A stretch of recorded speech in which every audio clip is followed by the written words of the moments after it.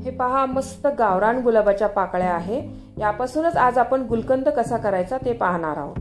नमस्कार, मी कविता, कविता's tasty food मध्ये पुन्हा एकदा आपले स्वागत करते। गुलकंद हे थंड असल्यामुळे आपल्या शरीरासाठी खूप चांगलं आहे। गुलकंद हे आपण पानात खाऊ शकतो, त्यापासून मिठाई मिल्कशेक करू शकतो। सध्या कडक उन्हाळा सुरू आहे। याच गुलकंदापासून गुलकंद बदाम शेक कसा करायचा ते पण मी दाखवणार आहे। याआधी मी आपल्या चॅनलवर थंडाईची पण रेसिपी टाकलेली आहे, ती पण थंडाई खूप चवीला छान लागते। त्याची लिंक डिस्क्रिप्शन बॉक्स मध्ये दिलेली आहे। चला तर आपण घरच्या घरी सोप्या पद्धतीने गुलकंद कसा तयार करायचा ते पाहूया। तुम्ही या चॅनलला अजून सबस्क्राइब केले नसेल तर जरूर सबस्क्राइब करा, ते निशुल्क आहे। त्यासाठी मी गावरान फुलं घेतलेली आहे गुलाबाची। यासाठी तुम्ही गावरानच गुलाबाची फुलं घ्या, कारण त्याला सुवास खूप छान असतो। आणि हे बघा, अशी ही फुलं मिळाली आहे मला, तर ही मी पाव किलो गुलाबाची फुलं घेतलेली आहे आणि त्याच्या अशा पाकळ्या काढून घेतलेल्या आहे मी या गुलाबाच्याच फुलांच्या। आता मी ह्या गुलाबाच्या पाकळ्या ना पाण्याने चांगले स्वच्छ धुवून घेते, याच्यावर काही घाण वगैरे असेल तर ते निघून जाईल अशी।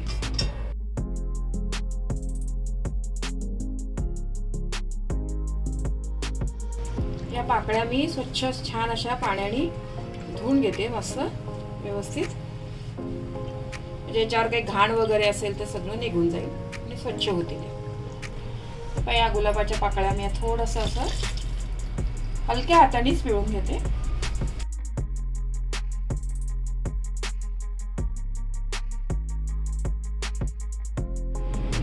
हे पहा, मी पाण्याने छान पाकळ्या धुवून घेतलेल्या आहे।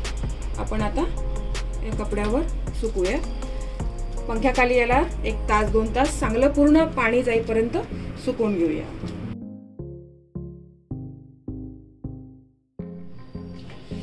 हे पहा, मी 3 तास तरी या गुलाबाच्या पाकळ्या आपल्या पूर्ण सुकवून घेतलेला आहे। पाणी वगैरे सर्व त्यातलं कोरडं झालेलं आहे बघा। हे आता एका कढईमध्ये मी काढून घेते या गुलाबाच्या पाकळ्या। तुम्ही अजून या चॅनलला सबस्क्राइब केले नसेल तर सबस्क्राइब बटनला क्लिक करा आणि बेल आयकॉनला प्रेस करायला विसरू नका, जेणेकरून नवीन रेसिपीचे नोटिफिकेशन तुम्हाला येतील। गुलकंदमध्ये घालण्यासाठी मी इथं खडीसाखरेचा वापर करणार आहे। खडीसाखर कारण थंड असते आपल्या शरीरासाठी, त्याच्यामुळे मी याचाच वापर करणार आहे। खडीसाखर मी खलबत्त्यामध्ये थोडी क्रश करून घेते। खडीसाखर बघा, मी अशी थोडी क्रश करून घेतलेली आहे खलबत्त्यात। याच प्रकारे मी सर्व खडीसाखर बारीक करून घेते। खडीसाखर बघा मी छान आपली क्रश करून घेतलेली आहे। आपण आता गुलाबाच्या पाकळ्या आणि थोडीशी खडीसाखर हातात घेऊन असं क्रश करून घेऊ शकतो। असं हे पूर्ण ह्याला हाताने थोडंसं। दुसरा पण एक पर्याय सांगते मी तुम्हाला, की तुमच्याकडे जर असं कांदा चॉपर असेल ना, तर त्याच्यामध्ये पण तुम्ही गुलाबाच्या पाकळ्या अशा टाकून थोडीशी त्यात खडीसाखर टाकायची।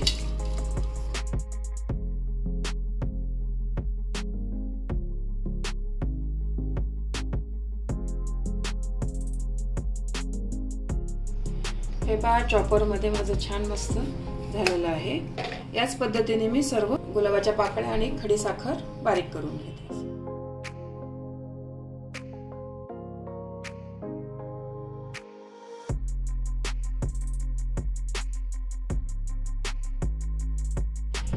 हे पहा, गुलाबाच्या पाकळ्या आणि खडीसाखर मी छान क्रश करून घेतलेला आहे।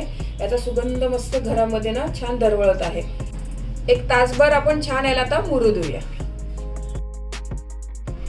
हे पहा, आता 2 तास झालेले आहे आपल्या या मिश्रणाला। साखर आणि गुलाबाच्या पाकळ्या आहे ना छान आता मेल्ट झालेला आहे। साखर पण आता बऱ्यापैकी विरघळलेली आहे। आपण आता ह्या काचेच्या भरणीमध्ये घालून घेऊया। हे काचेची भरणी मी स्वच्छ धुवून घेतलेली आहे आणि उन्हात पण थोडीशी वाळवून घेतलेली आहे। तर त्याच्यामध्ये आता मी गुलकंद भरून घेते।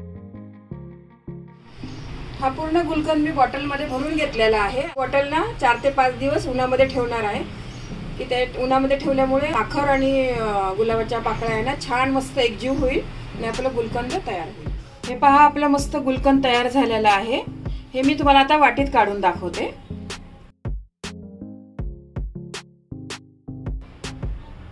मस्त मुरलेला आहे बघा हे गुलकंद। या गुलकंदला ना मी 15 दिवस छान उन्हामध्ये दाखवल्यामुळे या गुलकंद छान मुरला आहे बघा। हे आता मस्त गुलाबाच्या पाकळ्या आणि खडी साखर ना मस्त एकजीव झाले आणि चव तर इतकी भारी लागते याची। या गुलकंद तुम्ही पानामध्ये यूज करू शकतात, मिठाईमध्ये यूज करू शकता किंवा जेवल्यावर पण हे गुलकंद तुम्ही खाऊ शकतात। पण आज मी गुलकंदचा ना तुम्हाला मिल्कशेक कसा बनवायचा ना तो दाखवणार आहे। गुलकंद मिल्कशेक बनवणार आहे मी। आता मी गुलकंद मिल्कशेक करणार आहे। त्याआधी मी मिक्सरच्या भांड्यामध्ये ना आधी हे बदाम घेतलेले आहे बघा। हे 15 ते 20 बदाम आहे, भिजवून घेतलेले आणि साल काढून घेतलेले आहे। हे आता मला मिक्सरमध्ये बारीक करायचे आहे। पण त्याआधी हे मिक्सरमध्ये आपण मसाले वगैरे बारीक करतो ना तर त्याचा वास राहतो किंवा ह्या ब्लेड्समध्ये वगैरे अडकून बसतो थोडा मसाला कितीही साफ केलं तरी।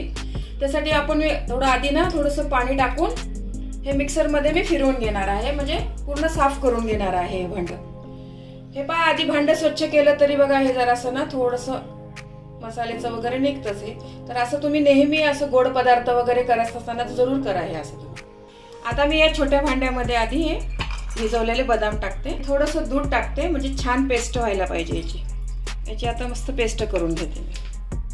हे पहा मी आता मस्त बदामाची छान पेस्ट करून घेतलेली आहे। मिक्सरच्या मोठ्या भांड्यामध्ये मी आता दूध घेते। हे दुधामध्ये ना आता हे बदाम जे आपण पेस्ट करून घेतली होती ना ती पेस्ट घालते। यामध्ये मी 2 चमचे गुलकंद घालते।